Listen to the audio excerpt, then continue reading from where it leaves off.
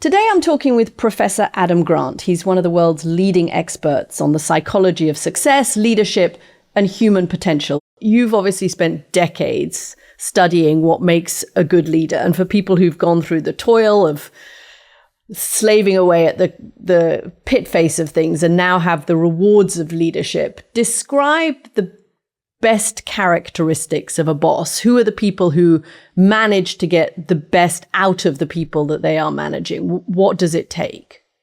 Ooh, well, how many hours do you have, Katty? Oh, a few. Okay, good. Well, I'm going to say I'm looking for basically two things. I'm looking for character and competence. And I think the competence part is talked about all the time. We need someone who, can exercise good judgment and make smart decisions. We need somebody who can do vision and strategy, somebody who can resolve conflict and align people. I don't think we talk enough about the character aspects. I don't think we talk enough about the importance of leaders embodying generosity, humility, and integrity. And when I think about those character strengths, those are the qualities that allow leaders to say, my mission is more important than my ego, which is sadly more rare than I would like to admit in leadership. How do you balance the idea in that character component of looking for people who are cheerleaders of their group, who kind of encourage people, who praise people, who tell people they're doing well and give them a kind of sense of promise, and somebody who is also prepared to say the tough stuff, who is prepared to be your critic? Does one person need to embody both of those? Do you need leaders in an organization, some of whom are critics and some of whom are more on the praising cheerleader side of things? How do you see that? This episode is presented by Vanguard. When it comes to investing, many of us feel totally out of our depth and we just don't know where to start. And we can't be blamed for that. A lot of us simply don't have the time or the confidence to take the first steps. And that's where Vanguard can help. With their managed ISA, Vanguard's experts do the hard work for you. They'll match you to an investment plan that feels right for you, and then they'll handle the rest. No second guessing, just smart professional management. So stop wondering how to start investing and start making your money work harder. Search Vanguard Managed ISA to find out more. When investing, your capital is at risk. Tax rules apply. This is a conversation I have with my own teams when I have to lead, which I try not to do whenever I can avoid it. You're a very good leader. I've seen you do it. No self-deprecating. No, it's much easier to study it than it is to live it. So I think that, what I've learned to say to my teams is look, there are moments when our natural impulse is to be a cheerleader or a critic.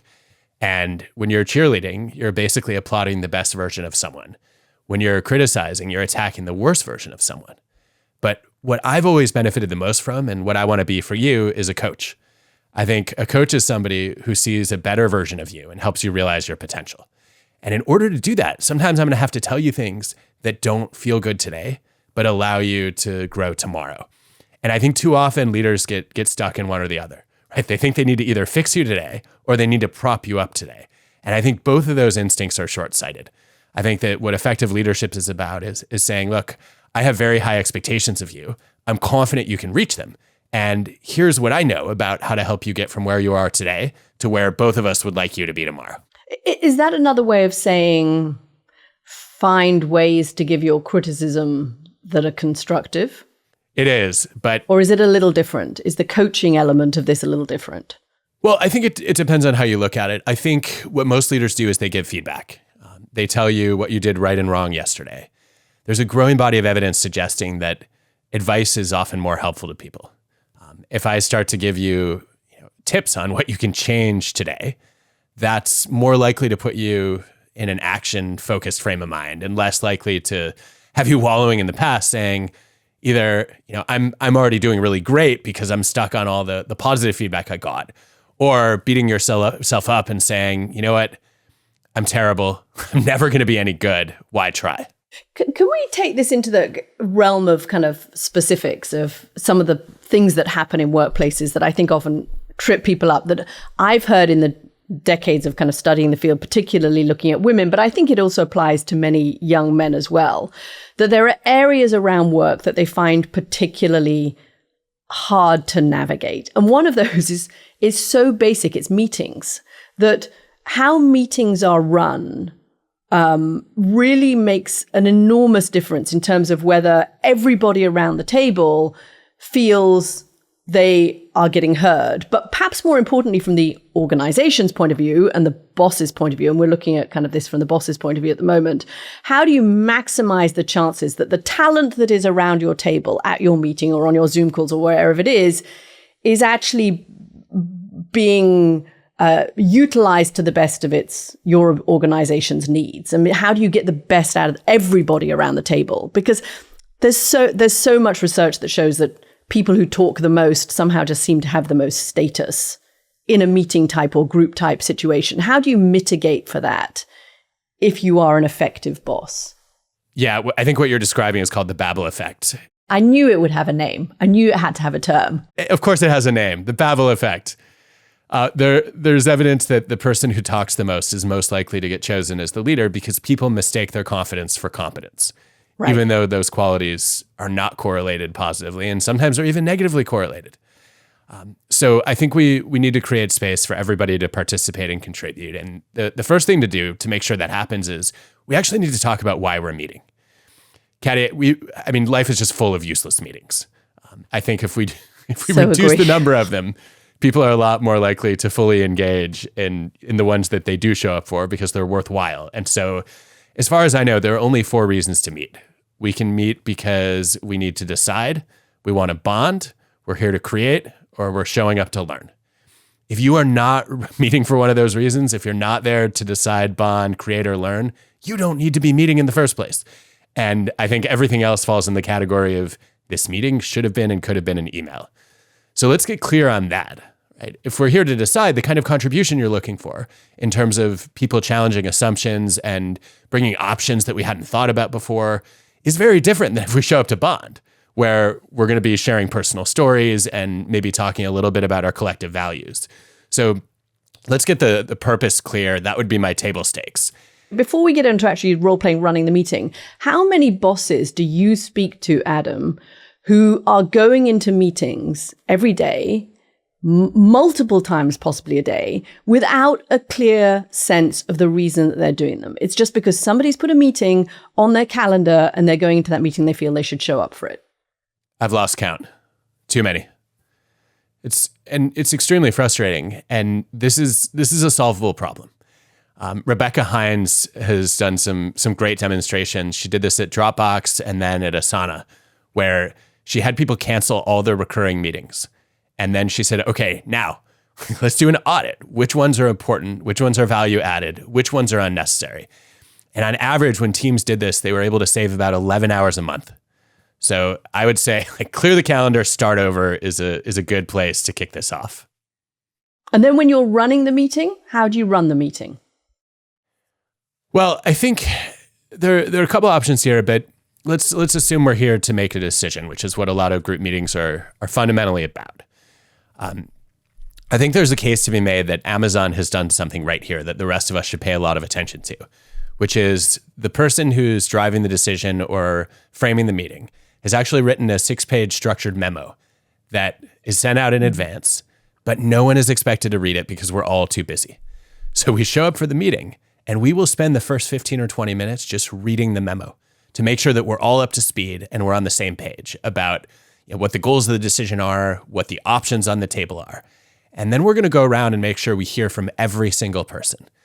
Ideally, we don't let the leader share their opinion until the end. So, I think sometimes people say the leader should speak last. I wouldn't go that far. I think the leader's job is to facilitate and to make sure that everybody's voice is heard. But as a leader, you are vulnerable to what's been called the HIPPO effect, which, Katty, has become my favorite acronym. HIPPO stands for the highest paid person's opinion. I love As soon as that is known, people are going to start conforming to you. Goodbye diversity of thought, hello groupthink. And so you actually want to withhold your opinion so that people don't know what your preference is, what direction you're most excited about, so that you can go around and say, okay, I'd love to hear everybody's views. And then let's make sure we're all challenging each other and questioning each other as opposed to looking for consensus and kumbaya. And at that point, we're a little bit more informed, and then the leader can begin to weigh in. Okay, I love that. and I hope that anyone who is listening, who is in a position of leadership and who is in a position of deciding whether meetings take place and how to run them, takes that on board. Because I'm going to be honest, most of the meetings that I have been to in my 30 odd years in the workplace have not been run the way that you've just described. And I think I've wasted a ton of time, and I've written about this often, that just scrap half of the meetings you go to, because I think they're a waste of time, and the blowhards are the ones that come out getting heard. I want to touch on another area that you mentioned at the beginning, and that's the notion of feedback within the kind of realm of coaching, because I do think this is another area where there's a potential for misinterpretation and misalignment of objectives and how these things turn out.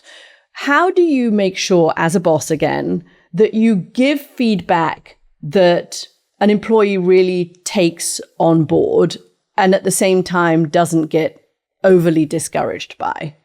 I think a lot of people fixate on the message, and we need to think about the messenger first. It is surprisingly easy to hear a hard truth from somebody who believes in your potential and cares about your success and well-being. And too often, managers are busy. They have a lot of other things on their plate. They show up to deliver the message, and they think it's abundantly clear that, of course, I'm trying to help you get better. But what the employee hears is, I'm judging you, I'm attacking you, I'm belittling you. And so I think time needs to be invested in making it abundantly clear and obvious. The only reason I would ever give you feedback is because I have high expectations of you. I see great things in your future, and that's why I'm investing time to try to figure out what you can do better. Ideally, what I do in those initial conversations as I'm getting to know you, if I'm working with you, is I would say, okay, Katty, talk to me a little bit about how you like to receive feedback. Have you ever had, either a mentor or a boss or a coach who told you things you could do better and you came out feeling fired up as opposed to deflated? Like, what did that person do? I want to emulate as much of that as possible. Talk to me also about the worst feedback you've ever gotten in your career. Who just made you feel, small, ashamed, depressed, discouraged? What did they do? I want to make sure I can avoid all those things. Oh my God, I'm feeling like I've got PTSD, because I'm remembering the time I was fired and somebody came to me and said, it wasn't that I wasn't any good on my job. It was just that I had no personality on television. And they needed to hire somebody else. And really, it was a question of apples and oranges. And Adam, I never figured out whether I was the apple or the orange, but I was clearly the wrong kind of fruit. And there was no disagreeing with that. But it was so somebody who did exactly the opposite. I mean, actually, literally didn't even take the time to think, what is the kind of feedback that would manage, to get the best out of this? But then I burst into tears and realized my job was over. I'm so sorry that happened, Katty. I feel like we need to spend the next half an hour just on that.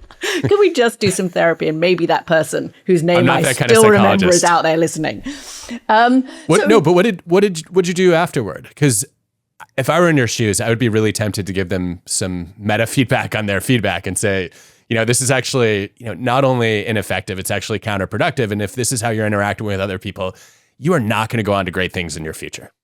Well, so of course, now, Adam, I wish that I had said that. At the time, I was 33 years old and relatively new still in the world of broadcasting, and didn't have anything like the kind of perception or insight or confidence that you've just suggested to be able to say anything apart from kind of go into a cupboard and grab an ice cream and literally burst into tears, and then feel embarrassed and humiliated, like you just said. It's so interesting that you use the word humiliation, because that's exactly what I felt in that moment. And I think for a lot, and in a way, this gets us to younger people listening to this, because I think it is easier for you and I, with all of the work that we have done and all of the studying that we have done, to take the position that you did, which is, listen, can I give you some feedback on your feedback? Because you're not going to go very far in the world of feedback if that's the way you approach people. I think that is an almost impossible thing for somebody who is starting out and doesn't have the seniority and the years of experience that you and I have to say to a boss, right? I think, first of all, knowing what to say and then having the confidence to say it are both things that I'm not sure that somebody who's young and more junior would be able to do.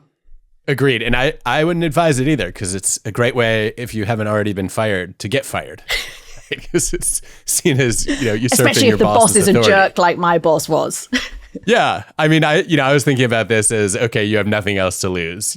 What's your parting shot? But if this is a relationship that matters to you, that you hope to maintain, and you respect the person, especially, I think that it's not easy to get them to open the door if it seems to be closed.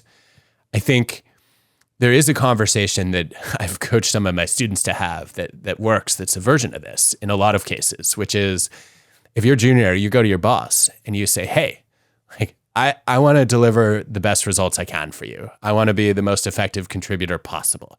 I've been thinking a little bit about the context in which I do my best work, and I realized there's no way you would know that because you haven't gotten to see my highlights and lowlights. If you're ever interested, let me know. I'm happy to share a little bit of that with you. And there's something really powerful about dangling information, but then not sharing it, that leads the other person to get curious. And, your manager is likely to say, oh, well, I've got time right now, or let's put that on the calendar because I'd really like to hear more about that, wondering, what that they might be missing. And so I think just planting the seed and offering to have the conversation and then putting the ball in their court is one of the easiest ways to initiate it. You and I have talked a lot about some of the differences between men and women. And I think one of the differences that women are perhaps a little bit more prone to, and there is some data on this, than men, is the idea of people pleasing. And I was really interested to watch the interview that you recently did with the actress Kristen Bell, where you talked about people pleasing, and she described herself as a kind of as a people pleaser, as an addicted people pleaser. And you had a really interesting response to why people pleasing is not going to help you in the world of work, but is also just not a good trait to have from everybody else's point of view as well. And I thought it was kind of counterintuitive. Tell me what you said to Kristen. Well, I used to think that people pleasing was driven by concern for others. And the research I've read suggests that it's not. It's driven by concern for others' approval, which means when I try to please you, I'm not doing what's best for you. I'm doing what's going to get you to like me. And I think that's problematic in the workplace because at the end of the day, it's more important to be respected than to be liked. If you have a reputation as a people pleaser, people see you as nice. They see you as warm, polite, friendly, welcoming. In other words, the kind of person that they can dump a lot of thankless work on, which we know empirically is much more likely to be something that they do to women than men. So women who become people pleasers end up getting stuck with the office housework. They have to take notes in meetings. They have to plan parties.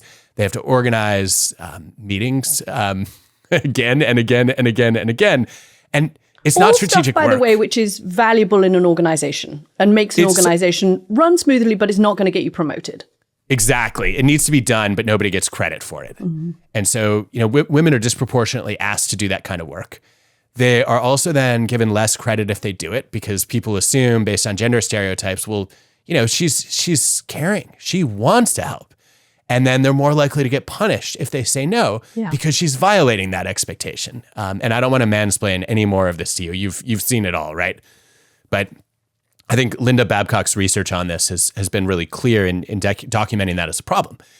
And so, I think the challenge here is that, especially for women, you need to make sure that you don't completely violate the expectation that you do care about other people, but you also have to show that you're highly capable and earn people's respect so that they think your time is valuable and they don't want to waste it on tasks that might not leverage your unique skills.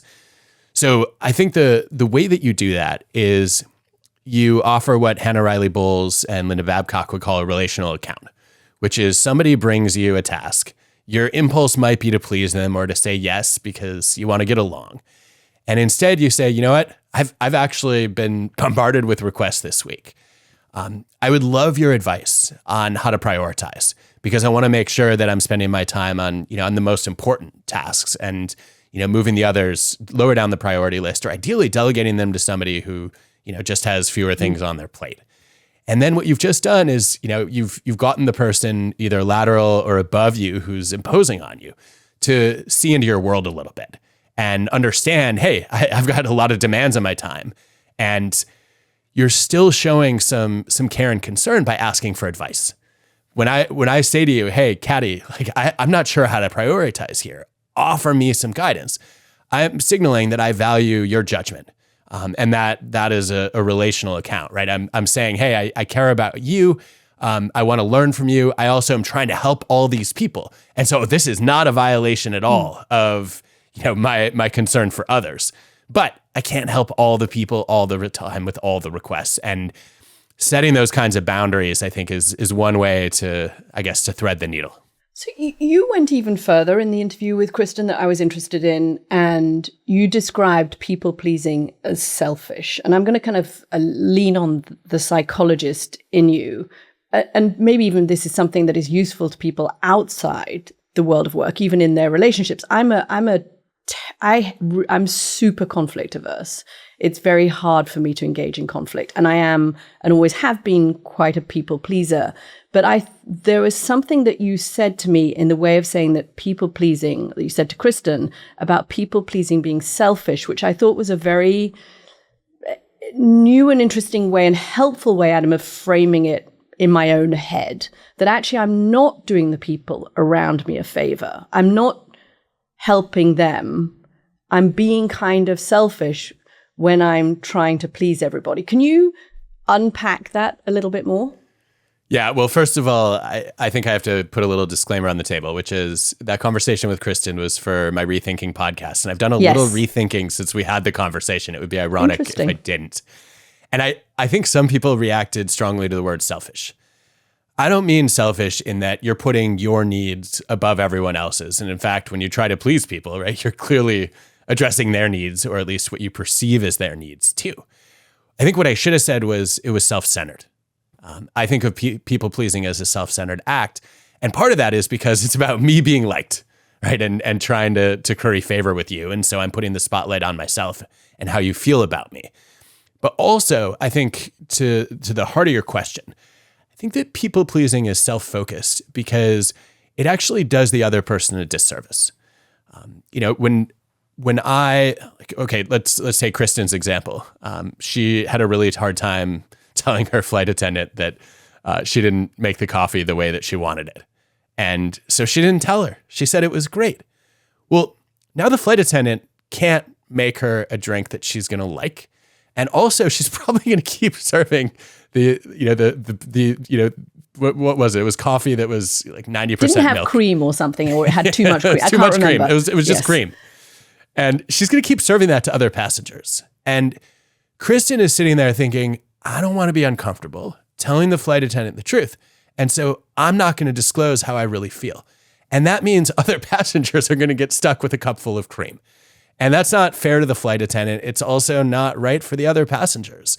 And I think a little bit of honesty, this goes back to the point that it's more important to be kind than it is to be polite, right? I can be polite and say what's going to make you feel good right now. I can be kind and say what is going to help you in the future. And I would choose kindness over politeness, wouldn't you? Yeah, and I think, yes, I would choose kindness over politeness in my work relationships and in my personal relationships every time. I agree with you. And I think there is also something about framing it in a way of giving somebody the opportunity to do the best they can. By giving the feedback, you're trusting the flight attendant to be robust enough to take the feedback, particularly when it's couched kindly, but also you're giving them the opportunity to excel at their job, which you're not doing if you don't give the feedback. Okay, another area that I wanted to talk about with you is something that you and I have spoken about this before in the context of the work that I have done on women and confidence. And one thing that I'm asked about almost automatically in every talk I get about the work I have done from young women in particular is, okay, this is all very well. Being confident is great, but how do I avoid the pitfall of appearing like a jerk? How do I not get into that area where we know the playing field is not quite level and women are not judged necessarily the same as men, and I come across as overly confident and I'm labeled a bitch? And I cannot Adam, literally every time I talk about this subject, I'm asked that question by some, whether it's 6 people in the room or 600 people in the room, somebody will ask that question because it's clearly something they're feeling. And you have an interesting way of thinking about confidence, but that is also allowing for authenticity and humility. And I wonder if that is a way of kind of squaring this circle. It might be. I wish this didn't fall on women to begin with, right? It is utterly ridiculous that in 2026, we're still judging people by the demographic group they belong to, as opposed to the value of their contributions. And it drives me crazy every time I see a study that shows, well, when women use weak language, and they use a little bit of a hedge or a tagline or a disclaimer, like, this might be a bad idea, bud, or I'm not sure about this. What do you think? It actually prevents them from stepping on the toes of and threatening the men in particular around them. And then, they get penalized less. Like, they should not have to do this. Like, collaboration and communication should not be gymnastics. We should judge our ideas on their content, not the style of speech or the kind of person who's bringing it to the table. But we haven't succeeded in changing that reality yet. You just described the utopia we all want. Unfortunately, we have to deal with the real world. Sad, and but how true. do we get around this? Well, I've become a fan of confident humility. And when I think about confident humility, it's being secure enough in your strengths to acknowledge your shortcomings. It's being comfortable enough with your knowledge to admit what you don't know. And, when I think about the women who really have mastered it, oftentimes you see it when they're in a position of power and they've quote unquote proven themselves. And so there's less to lose in their minds by showing humility. And so you'll see Jacinda Ardern in the early days of the pandemic saying, we don't know how to fight this yet. And so I'm going to be following the science and, evolving in real time. That's the kind of message I would love to hear from more leaders. You see in some of the work that I did at the Gates Foundation, Melinda Gates actually reading constructive criticism from her team out loud in front of a large number of employees. And I will never forget this. We did it in the style of Jimmy Kimmel's Mean Tweets. So, you know how you've seen celebrities read nasty online comments about themselves out loud? Yeah. I said to the leadership team of the Gates Foundation, this is a way of showing confidence and humility. Like, let's try it with the feedback that you get. And to her credit, Melinda volunteered to go first. She raised her hand. And I will never forget her team handing her a stack of cards with comments she'd never seen before.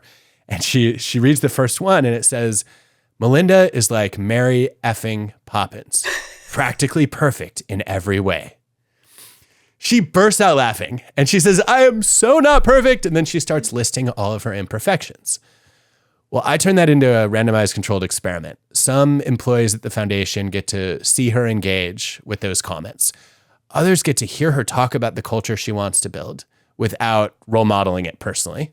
And then there's a third group that's a pure control group. 3 months later, only the first group is bringing more ideas and suggestions to the table, not just to her, but to leadership across the board. And I think what she's doing is she's saying, look, I take my job seriously, but I don't take my ego too seriously. And that's such an important message to send. With a former student, Konstantinos Koutiferis, we actually studied whether leaders at lower levels could do this. So we randomly assigned managers and supervisors to have a meeting with their teams. And some of them we said, just ask for constructive criticism. And others we said, critique yourself out loud. And that second group, a year later, had created a stronger culture of voice and openness in their teams. They had more psychological safety. People were more willing to bring them concerns and also suggestions and solutions. And I think that, if you just ask people for constructive criticism, you don't really know what to make of that. Are you really interested in hearing my view? Are you insecure? Whereas if you critique yourself out loud, that's a confidence move. You are saying, hey, I know that I'm overall good enough at my job to admit that there are things I don't know and to acknowledge that there are things I need to get better at, but I need your help with that. And so talk to me a little bit about how I can improve. And then when you put in the work to make those changes, then you are signaling, okay, I want to get more and more competent. And that's a great way to both show your competence while also exuding some humility. I've always believed that kind of intuitively in life, that, you know, somebody who has the ability to say, God, I'm a really good cook, but I'm terrible at languages, or I'm a good athlete, but I'm really useless at singing, is actually a remarkably confident thing to be able to say. And it's very empowering of other people somehow around you. It's sort of the opposite of whatever alienating is. What I'm wondering about the Melinda Gates example and your student's example is put yourself in the shoes of a 25-year-old starting out, or a 28-year-old on their second job. It's a harder proposition for them to know how to navigate this idea of expressing confidence without coming across as, if it's not totally natural and if it's not completely in their nature, without coming across as being brisk or jerkish, and I don't know that they could get away with saying, I don't feel very good that I'm particularly good at, you know, I don't know, writing memos or something. Does it apply to somebody starting out as well, this idea? I think if that's the question, they're focusing on the wrong thing.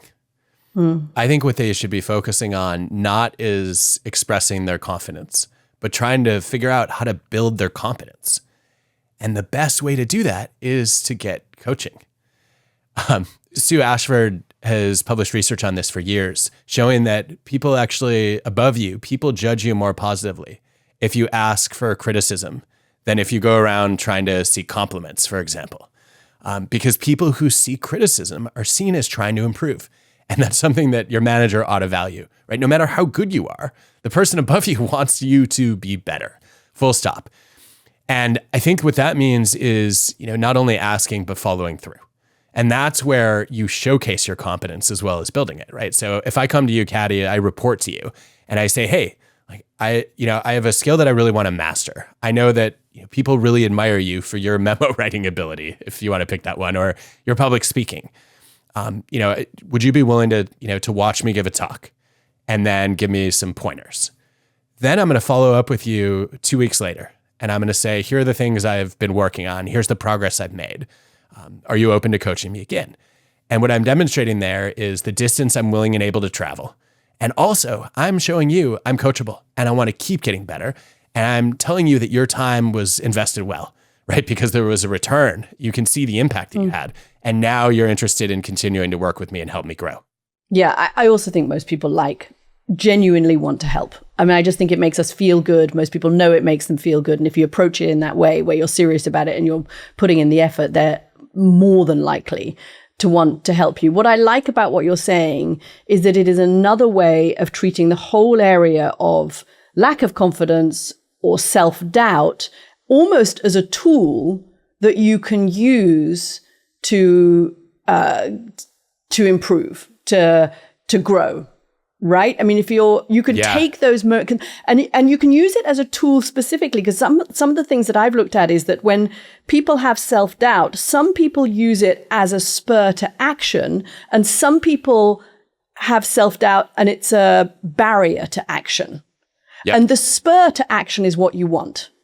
You want those moments of self-doubt to push you forwards rather than hold you back. I think that's right. And there's some very cool data and also some examples that I think bring that to life. So yeah, I think the unhealthy version of imposter syndrome is, I don't know what I'm doing, and it's only a matter of minutes until everyone finds out.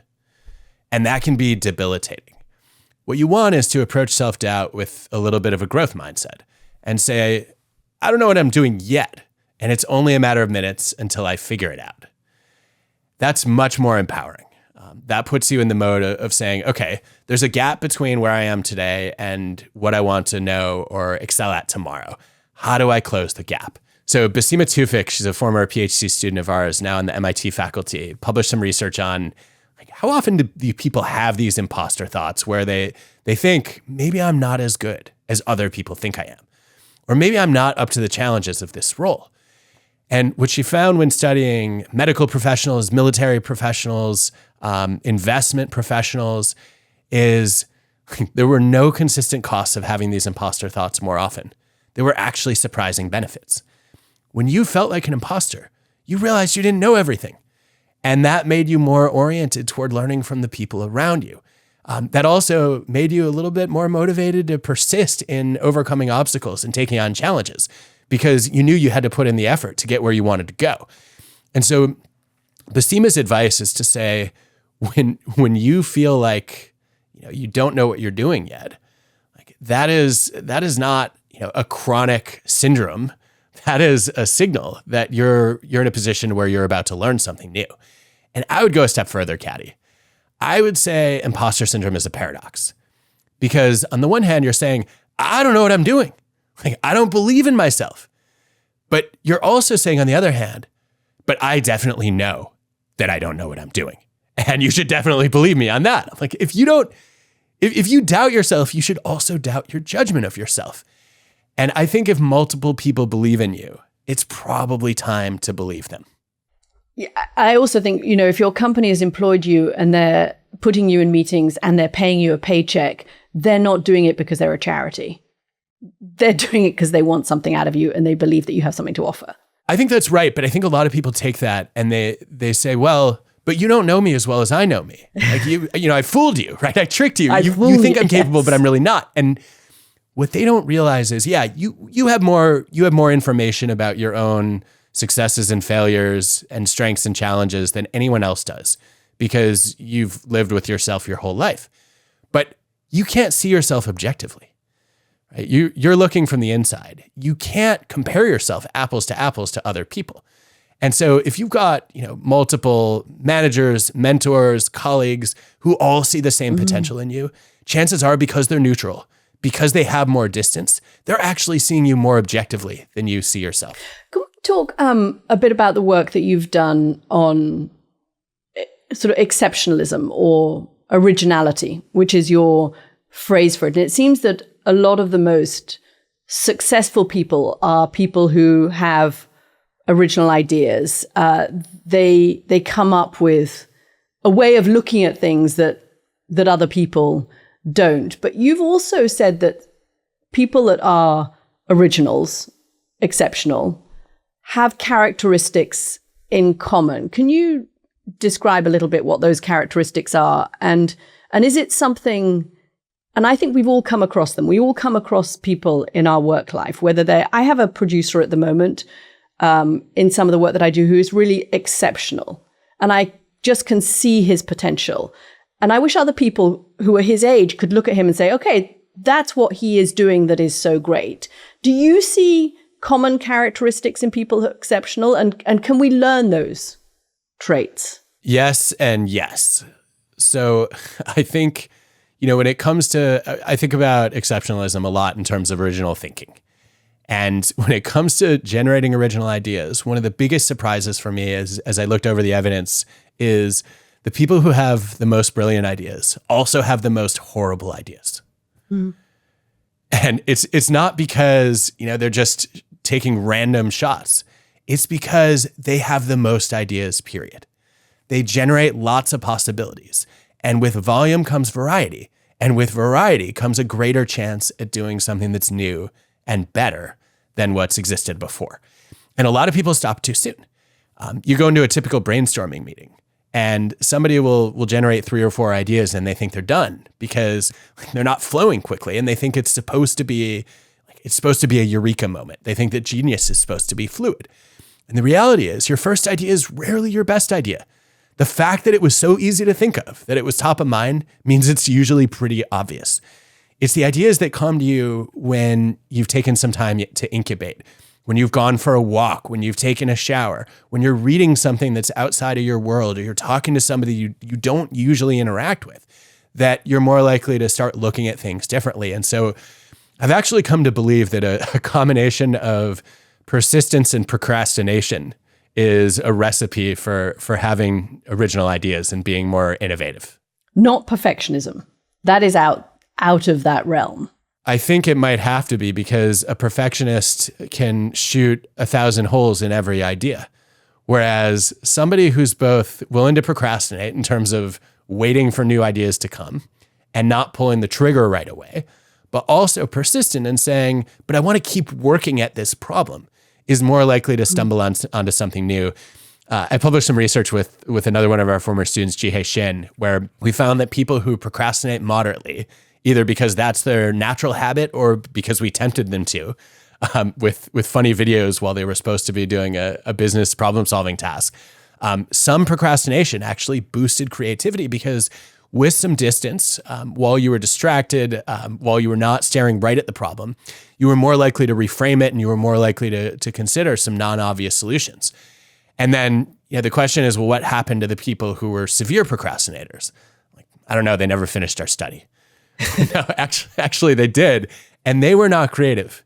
The people who didn't procrastinate at all, they tended to fall victim to this, what's called plunging in bias, where they rushed ahead with their first idea.